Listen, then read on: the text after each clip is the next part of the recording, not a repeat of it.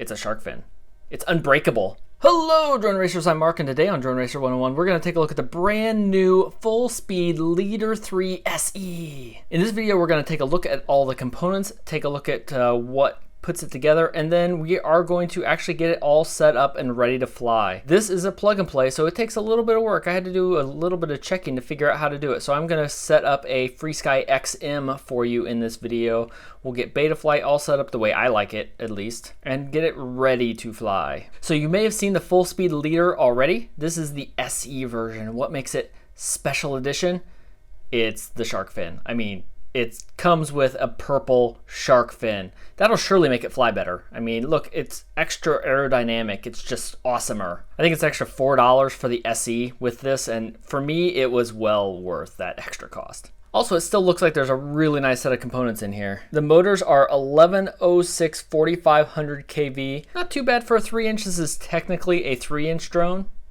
It seems a lot smaller than the XJB size though, mainly because it doesn't have standoffs. The XJB and some of the others have full center posts that you actually put a nut on. This is more of a smaller size. The bottom plate is 3 millimeters. It looks really thick and really strong. I guess time will tell for that. The side plates are 2 millimeters, but they feel extra strong basically because we have a shark fin. I mean, it's a shark fin. It's unbreakable. The flight controller is a FullSpeed F411, so that's built into this middle stack. The 4-in-1 ESCs are 28 amps, so that'll be good and strong and be able to handle 4S. 4S seems weird on this.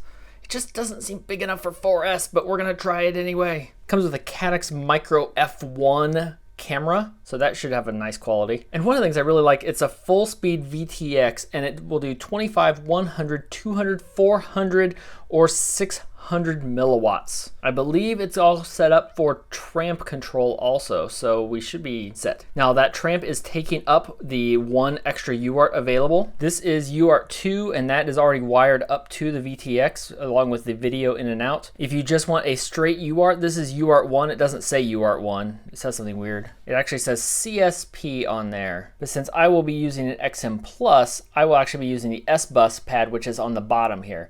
And then we have a 3.3 volt and a 5 volt and a ground. So that's what I will be using. If you do want to use UART 2 for something else, RX2 is down here. Comes with an XT30 connector, which I think is fine for this one. Although once I run to 4S, I'm going to have to use a converter or change this over. It's so light, it just feels like a 3S drone to me.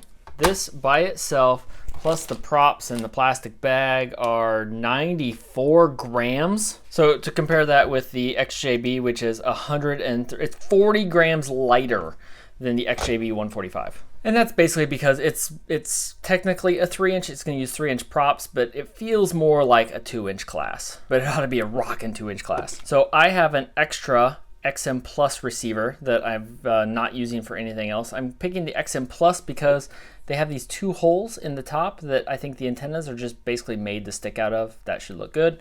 And there's enough room up here in the top to fit this in. It's going to be kind of a pain to feed that through, but we can get the receiver in here and it will fit in there and probably hopefully stay in there. And then these wires are going to connect up underneath.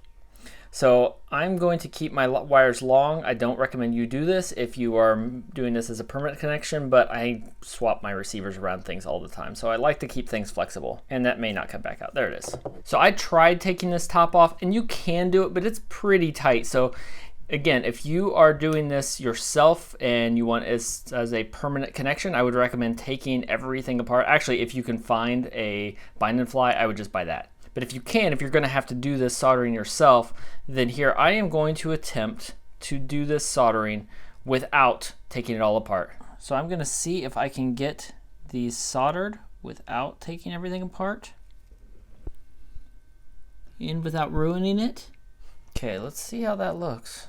Oh, there we go. Nice. So that's not too bad. There's plenty of room in there to get this done without having to get it all taken apart. That seems to be pretty good. So do you see the mistake I made first? I actually tinned the 3.3 volt pad and not the 5 volt pad. So now I've got the 5 volt pad tinned. Let's go back here and get ground for, I'm gonna work my way from left to right. Those feel like they're on. pretty good and pretty well connected. So let's confirm. It's actually easier for me to look in the camera. Yeah, good. I was afraid that was going to be a whole lot harder. Okay, so I got the antennas fed through there, and I just couldn't do that on camera. I had to get it out of the way. So now I will get those slid in all the way. It'd be great if I could keep them about that far down. In the end though, that doesn't look too shabby. I like that there's just enough room. I didn't want to put it here underneath because and it would fit there because I'm going to have a battery strap there. But overall, I think that's pretty nice. So I will show you my radio settings for this. I'm going to use what's a generic XM-RXs. So I have this set up just to control any XM or XM Plus receivers. If you want to see a full detail setup of this on the X-Lite radio, there's a link in the corner right there where I walk through that. But I'm going to hold right here, and I'm going to hold right, and I'll show you my settings. So I have it set to failsafe, no pulses.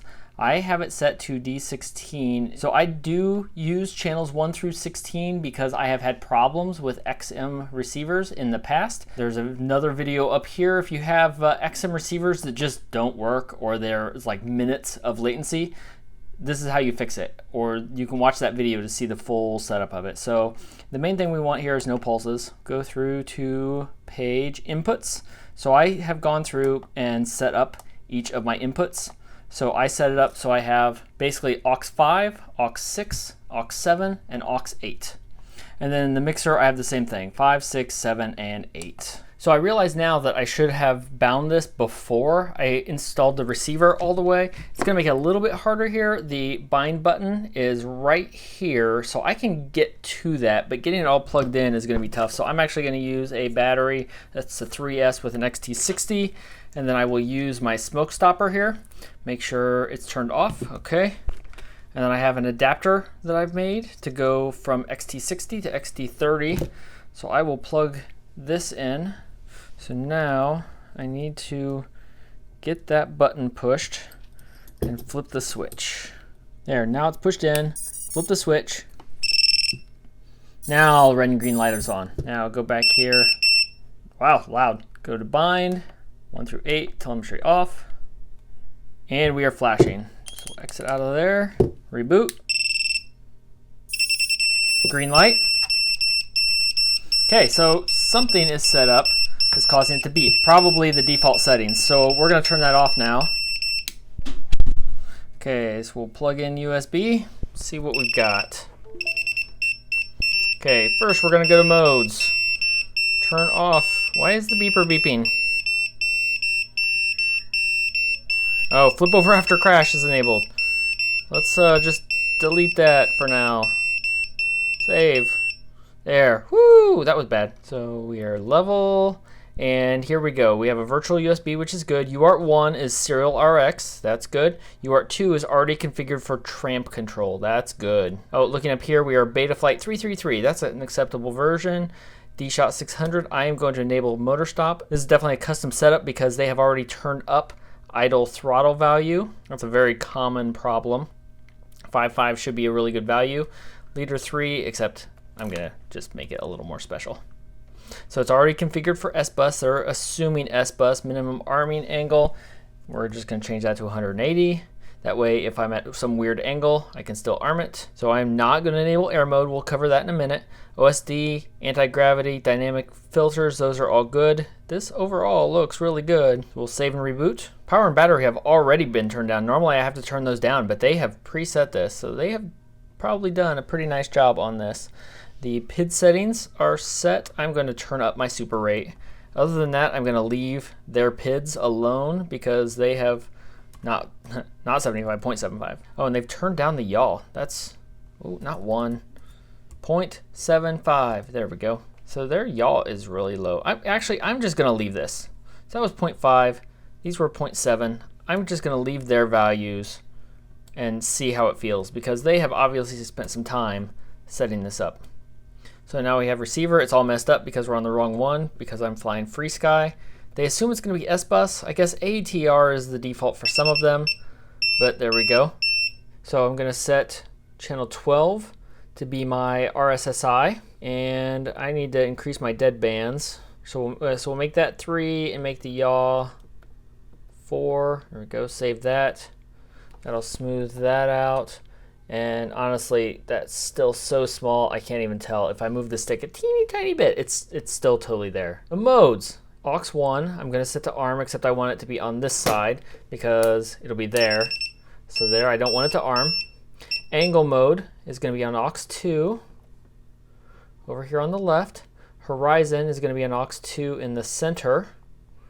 Beeper, my beeper is on aux 3, right where it is, that's fine. So now LED adjustments, calibrate, what we're looking for is air mode. Air mode is gonna be on aux 2. So it will work in horizon and acro mode. And then this might be a good fit for flip over after crash, but that's going to be on aux 4 way over here. There we go. There.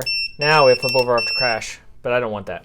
Okay, so motors, OSD, let's see how they did. That's okay. I like crosshairs, just it keeps me focused on where I'm going. I like my 2 timers. Ha, 2 timers, haha.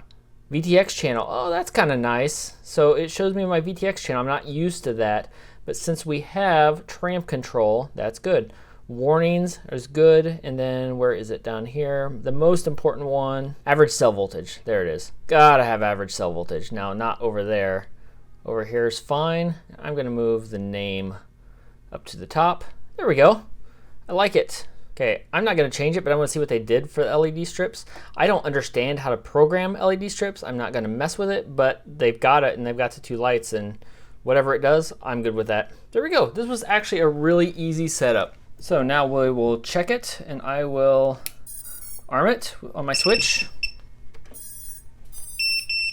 Make sure I can arm, and my motors work. So this is kind of interesting.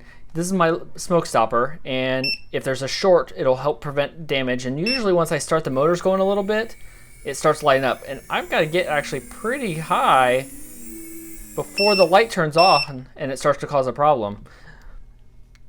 I don't know if that's a good thing or a bad thing. It probably means it's going to be really efficient and fly a long time. So we'll check horizon mode, air mode, look good. Beeper, flip over after crash. That looks good. The only thing left to do is install the props, these nice purple props. These are 3x3x3 props. You know what, that was quicker and easier than I expected, so I'm gonna go ahead and fly it. Okay, oh, that's a good camera. This is actually my first Caddx. Ooh. Oh, theirs is a steep angle on this camera. And I wasn't sure this would be able to handle a 4S, but I think it can definitely use it. Woo-wee! Yeah, it can definitely. I think it's made for 4S. Need to get the feel of this before I get too close to the pond. It's a pretty high camera angle, more than I'm used to. Woo-hoo-hoo! That was close! See how the range is. The video looks good. I don't know what power it's on. I did not check that. I'm guessing 100 milliwatts. Good control though. It's an XM Plus, it should be. Shouldn't have any problem out there. We might have to get out the speed gun for this. It's pretty fast. There are still golfers out there, right?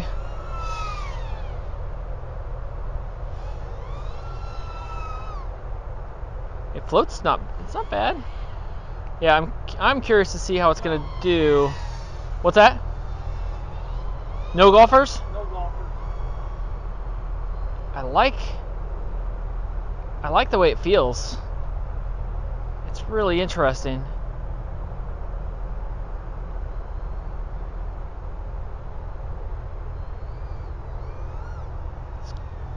Huh. It is a really interesting feel. It might be because of the higher camera angle than I'm used to. Where are we at on flight time? We're at 3.5 volts on the battery. This is my house, right? Yep. Whoa! On the next battery, we'll check and see what the voltage is. or what the milliwatt output is. You know what? This is not the fastest, even 2-inch. It's a 3-inch technically. Come on. Where? Oh, I can't see it. Oh.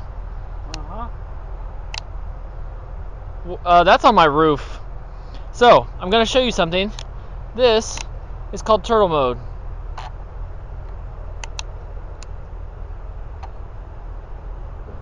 And we have it so you can do things like that. Okay, so I've got a 4S we're going to test on this now, but it's only a little bitty one. It's only a 450, I believe. So we're going to see, though, how... Man, that camera is really good. Ooh, now we're zippy. I'm a little worried about what the voltage is going to do with this little bitty battery. They're draining pretty hard. Yep, land now. Don't land in the pond, though. So this battery, I think a 650 is going to be the sweet spot on here.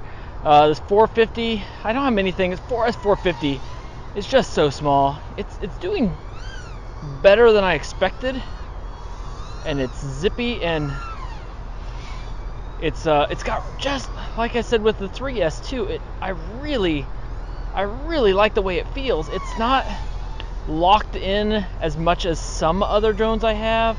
And it's not the fastest, but it's just a different feel, and I really like it.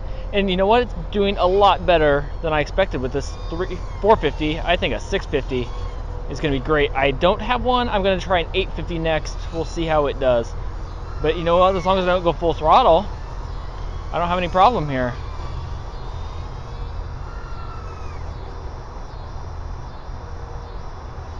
Don't land in the water. Okay. Yeah, it's still going. What are we at? 1.5 minutes? I mean, I couldn't race with this. Not with this little small of a battery. But alright, let's see what happens with the bigger cell. I wonder if the golfers are gone for the day. They might have packed up. Okay, so we've got the 4S 850, and we'll see how it does with this. It's... Ooh, whoa! Where'd it go? Uh-oh. So I'm going to call that pretty successful for our first little test flight. So what happened is my battery strap broke. I actually liked the battery strap that it came with. It connected really well, and it broke. So it broke, and then, I mean, it was a pretty massive battery. I think it was actually okay with this. I think, though, the sweet spot is 4S 650 for this, though. The 450 even did pretty well. I think a 650 will be even better, and I don't have one for some reason. I need to take care of that. I think with that, the XT30 is still appropriate. The XT60 would be okay, but the XT30 is kind of right on the edge, and it does a good job there. The camera, I thought, was excellent.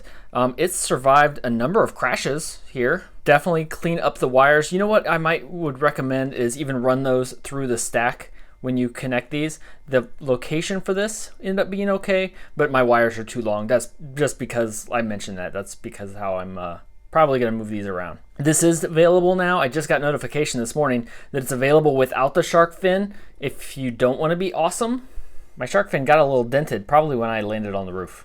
The antennas seem to do pretty well sticking up there. They didn't get pulled around. They could theoretically get pulled around, but they haven't gotten chopped off yet.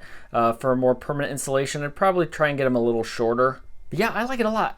It's hard to portray, but it's just pleasant to fly. It was smooth, it looked good, it was easy to fly, but it was fast. It wasn't the absolute fastest, it wasn't the most locked in, but it was just pleasant and easy to control and really nice. I would definitely recommend this, and not just because it has a shark fin. I mean, it's a shark fin.